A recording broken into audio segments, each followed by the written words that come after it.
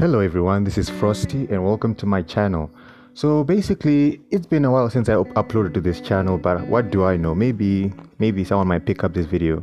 Anyways, I'm talking about a topic that's quite talked about, so maybe it might actually boost the views, but putting that stuff all aside. So the video that you see in front of me right now is it says that should veganism be a religion? So when I ran into this video, I was just making a playlist, just trying to I'm studying, I'm writing some stuff, as you can see down here, and all that. And the thing is, vegans, I get them, right?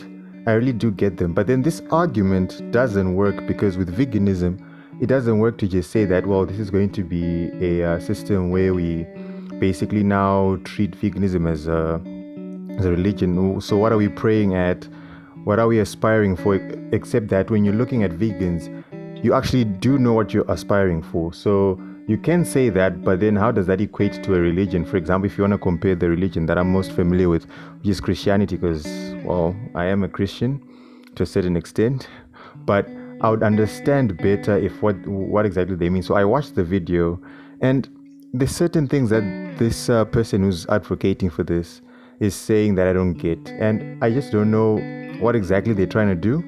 So let's watch the video, and maybe I can actually re-react the way I reacted the first time. I doubt it, but I want to say something about this because it's odd. It's very odd, and I don't get how she thinks that this is a smart thing to say. Is basically my point. So with all of that said, let's get into it. Let's just get into it and see what she's saying. And this is Good Morning Britain. This is where this is happening. You can see this here, so we can continue and go on with this and watch what's going on. I have begun to realise that some vegans are becoming sort of radical fundamentalists when it comes to veganism, which I find increasingly irritating. But putting that to one side, why should veganism be treated like a religion? Because it's a deeply held belief, it's a passion, and I believe in not making others suffer. All right, so that's her first point. And you know what? Removing the religion part of her statement there, I agree. I wouldn't like to see things suffer. And to give an example, like for me, my mom started this small business, right? She basically takes care of chickens, those broiler type chickens, and then they grow, and then after they grow, they are slaughtered, and then we sell them for meat, right? And the one thing that's funny is that I never actually liked the idea of this happening, like actually taking care of chickens and all that. I didn't like that at all. That wasn't my idea. That was my mom's idea, and yeah, she is actually doing it very well. But the one thing that's funny about this is that my mom doesn't actually like slaughtering the chickens, right? And I don't even like slaughtering chickens. I remember a long time ago as a kid, I actually was put in a situation where I wasn't put in that situation. I actually put myself in that situation because I would see, like, every time I would go to the rural areas with my granny and all that, I would see a slaughtered chicken in our honor. Whenever we would visit her, she would be like, well, you guys came to see me, I'll honor you with a chicken, stuff like that, right? And I always wanted to try it, right? I was like, oh, killing chickens. So like, as a kid, you'd think, oh, it's easy, that type of thing. I don't know, maybe I was just a psychopath. But then one day when she actually visited us, we wanted to slaughter a chicken because we didn't have any other type of meat left. So we bought a live chicken, and I was like, ooh, I want to try. Because where I'm from in Africa, we don't really care about this vegan stuff. They can be vegans, yes, but they don't actually try to force people to be vegans like these people. So maybe that actually opened up my mind. I'm like, well, it wouldn't open my mind because I wasn't aware of it. But basically, maybe because I wasn't hearing that constant message, I would basically then put myself in a situation. I put myself in a situation that day where I just wanted to slaughter the chicken because, well, when you see something happening over and over, it becomes some sort of a normalization in your head to a certain extent. Maybe there's another word besides normalizing, but in that situation, for me, it was just normal to see Gogo or Grandma basically slaughter a chicken. And we use this word slaughter and it sounds horrific, but that's basically what it is, and it's not as horrific as a lot of these vegans put it out to be, right? And then I actually do manage to kill the chicken, And this chicken was not a broiler, because broiler chickens, when you actually see them being slaughtered, they don't know what's happening. They don't have natural survival instincts. So then they won't really try to run as much. They won't resist as much. But road runners actually do resist. And when I actually killed this thing, it basically turned me off to the idea of killing anything for years. And in that instance, eating the chicken, I couldn't eat it. I didn't eat that chicken at all. All right? And it's because I didn't like seeing that animal suffer, right? So you can say, a person like me, am I a coward? I would say, well, in this case, yes, you can call me a coward and say, well, you wouldn't kill an animal that you want to eat, fine. But then we still have to look at the situation that we live in. We live in a modern world where I don't actually have to kill anything to survive.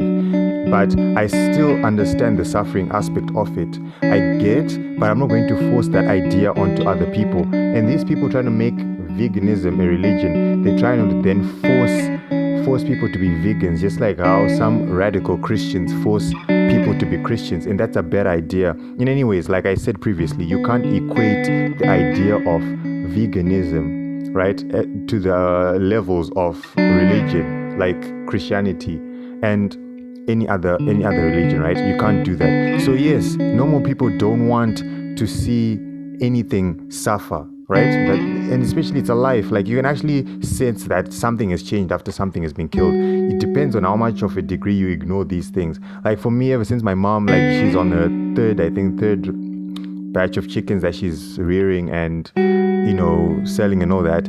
And I've never been a part of the slaughtering. I've fed the chickens and all that. And whenever a chicken dies, I'm actually quite disturbed by it, but not disturbed to the point where I would want to become a vegan. But to the extent to understand why vegans do what they do.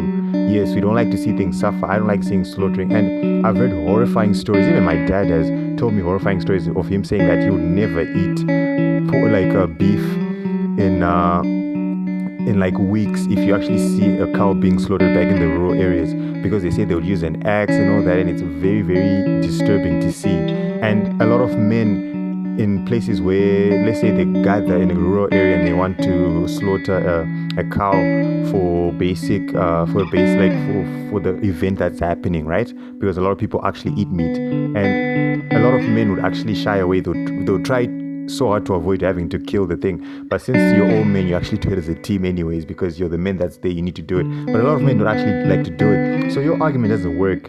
Vegans don't like to see animals suffer. Fine, you can say that. But also, normal people who aren't vegans, a lot of them do not like to see them suffer. You can put exceptions of people like those who do trophy hunting, of which Piers actually talks about this later on and says that trophy hunting is not a good thing. Why are you just killing an animal to put them on your wall or something? I don't agree with that, and he doesn't agree with that. But I'm not going to force these people not to do it, because again, vegans make a mistake of then equating the lives of animals to the lives of people. We're different, we're not the same. If the animals were superior, then they would actually kill us and all that and do whatever they want. They would do that as well. So her argument doesn't work. You can't say that we don't like this argument per se. I'm now moving on to the next arguments, but basically what I'm trying to say in this point is just that you can't say that vegans don't like to see animals suffer. Yes, they don't, and a lot of people who aren't vegans have the same sentiment. Alright? So that point alone doesn't work. Now let's just move on. It's now 8 minutes into the video and we only watched 23 seconds. So let's try to move on. Let me actually increase the speed here a little bit, so maybe we can watch. And I believe in the most vulnerable members of our society, which is farm animals, should be treated with respect. And, people like me are always ridiculed. We ridicule suffragettes, we ridicule the civil rights movement. This is the next big movement. To me, it's more important than Brexit. This is the debate about the future of the planet and how we treat the animals. All right, so she said that animals need to be treated by respect. Again, you need to specify. I don't understand what you mean by respect. It's an animal.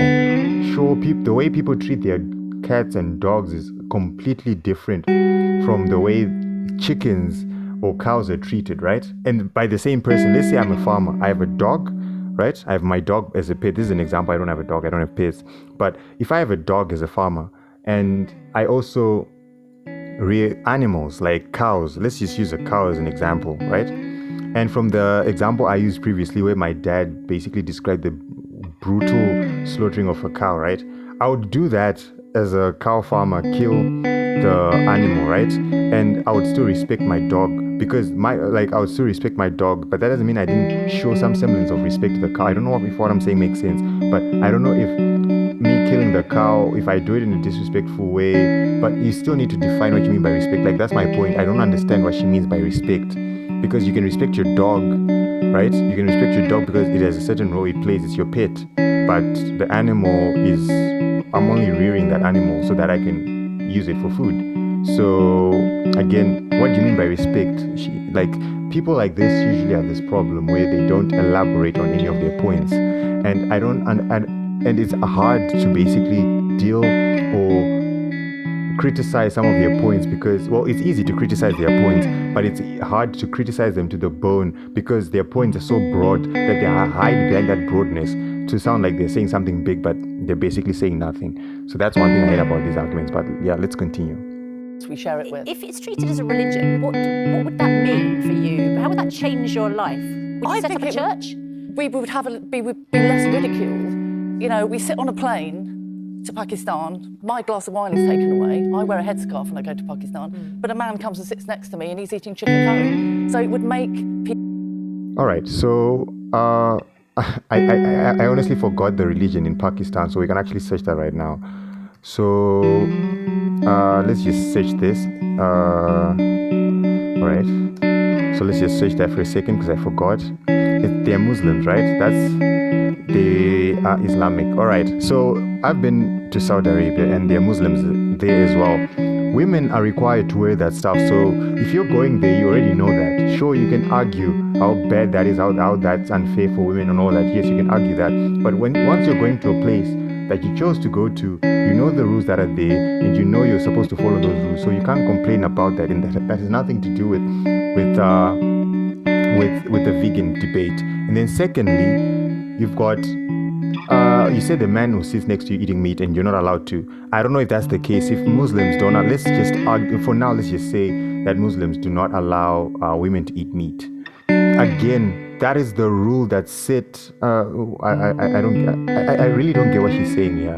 I'm trying to explain my side of this, but again, I really don't understand what she said. Let me just go back a second and see what she's saying. You know, we sit on a plane to Pakistan. My glass of wine is taken away. I wear a headscarf when I go to Pakistan. But a man comes and sits next to me and he's eating chicken curry. So it would make people respect, not just me, but respect animals. Okay, that's a debate you take to the Pakistani and the Muslim type thing. Those people who actually run those. You take these arguments and saying that's not fair for women, and you can bring your vegan debates and all that, because right now you're trying to debate the whole Muslim thing. And I think I'm just going to skip this because I actually don't know how to tackle this. I tried to, but I honestly do not know how to tackle this situation. So I think we can move on because I don't know how to tackle it. I'm putting my hands up for this. But the idea that you want fairness, that idea you can't put it in the vegan thing because that's a total different thing, because that's now a religion of Muslims, right? And then the second thing is it's their country. They have set their rules there. So if you're going there, you need to accept them when you go there. And then when you leave, you can do whatever you want. What you can't do in that country, yes, you can protest that, but until that rule is changed, you can't complain at other people, like people in the UK, for example, for what's happening. So for now, I'm going to skip this. I don't know how to. I honestly don't know how to. I don't know how to tackle this one. So let's just move on. Way we treat So does animals. that Who's the god of veganism? It's animals. We worship animals. I love. All animals are your god. Yeah, I believe that a religion isn't so much about a god. It's about respecting others and Do you eat bread? respecting. Do you eat bread?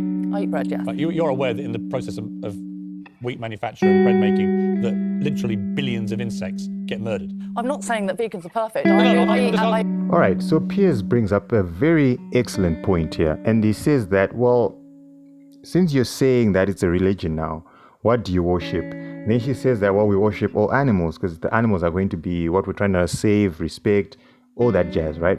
And I get that. I don't know. I do get that. But again, he then brings up the point that when you're making bread, millions of insects are killed, and insects are animals. Just because we call them insects doesn't stop them from being animals, right? Because as human beings, we're also classified as animals. We're just highly evolved than the animals that are out there. So with that argument, you're breaking your own law. Because the thing is, when you look at religion, let's talk about Christianity for example. I can't walk around and tell Christians that you should not do this. For example, let's say prostitution or sleeping around. I can't go to a lot of people and start saying that, well, you can't have sex before marriage, for example. I can go and tell people that all the time. But if I'm no longer a virgin, I'm not married, again, I become a hypocrite. I've broken one of the rules of Christianity. So it won't make sense for me to go out there using that as a point. Let's say using the sex before marriage thing as a pointer and criticize people. I can't do that because I'm a hypocrite. And no one should listen to me when I say things like that because I'm not a virgin. And yes, you can argue that I lost my virginity at a time where I wasn't Christian, right? But then again, if let's say I'm still having sex, like, because once you lose it, there's a low chance that you're gonna stop doing it. But my point still stands where I'm just saying that you can't fight a war telling people to do certain things that you're not doing yourself. Like, for example, she enjoys bread. She will not stop eating bread is what I remember from watching the video. So obviously that means that she's not keeping up to the basic principle of being a vegan. And yes, people are not perfect, but then you can't then force people to be vegans and still engage in non-vegan activities, right? If I don't want to be a vegan, I should have the choice. And you who's telling me to be a vegan, you're actually engaging in one of the events that actually cause the highest deaths of animals, which is insects dying when bread is being made. So yeah, Piers brings up a very good point here, and I agree with that 100%. But you're very concerned from a religious point of view. I mean, these are sacred animals that are being murdered so you can eat bread. So do you stop eating bread? I'm serious. Do you stop eating bread? No, I eat almonds, I eat You're making a religion, avocados. and these are sacred creatures. It doesn't matter what size they are. A little insect that you're having murdered, well, they get murdered. You ask any farmer who produces wheat and then involved in bread manufacturing, billions of insects get murdered. And But if that vegans never concerns mention you- it. They munch their bread, they eat their toast, they love their baguettes, whilst abusing people like me that eat steak. But you don't care about the little guys, do you? I do care about. And there lies the difference. I think I'm going to end watching this video here because my video is now getting too long. But you see what he did there. Because the situation that's happening in the UK, and this is an old video, it's from 2018, so I need to address that. But it does look like sometimes these things still happen. But I don't have proof of that. I would have to fact check. But the fact that it happened before, I can still criticize it. The thing is, the protests don't work, all right? Because in a situation where they don't work in the sense of morality, that's what I'm trying to say. Morally, you can't go around and start punishing people and start saying that, well, the thing is, you can't eat meat, you can't do this, you're killing animals, you're an animal killer, or if you're not actually slaughtering the animals, like I don't like slaughtering them, I wouldn't mind eating the food, but I wouldn't slaughter them, right? And they would say, well, since you don't hide behind that because, well, if you are still eating the meat, you're participating in the whole thing. Fine, that is actually true. I am participating in the killing of the animals because I'm happily eating them. But that is not an argument to then say that I'm a bad person. People eat meat to survive. And Piers basically put out a point where he's saying, and you're doing the same thing. You're eating bread. You like bread, and that's also participating in the killing of millions of animals. For just like one loaf of bread, millions to billions of animals are killed, right? And these animals are insects. So that idea stands very well, and it basically shows the hypocrisy that so many vegans, not so many, but these type of vegans, come in with this argument when they're saying that you can't eat this, you can't eat that. It doesn't work. And I don't know how you can then come to an agreement with people like this, to a middle ground. And I think the best middle ground is that if you want to be vegan and be whatever you are. And then if I'm going to be a non-vegan, if I'm going to eat my meat, leave me be. Because you don't see non-vegan people always attacking directly like she's doing on TV and all that, and calling us murderers and all that. Like, I don't see non-vegans doing that. Like non-vegans doing the same, showing the same treatment to people like her. So her argument doesn't work. You can't turn veganism into a religion. It doesn't work. That just doesn't work. So yeah, those are my thoughts. And yeah, I think every time I'm going to run into a video that I don't like, I'm going to make a video about it. It's quite fun talking about this stuff. And if you like the video, please leave a like. It helps me a lot. And subscribe so you can see more videos like this. I've been gone a while, but I'm back now. And every second I get it, like let's just say an hour to make a video, I will. Then I'll edit it and post it for you guys. So this is Frosty, and I'm out.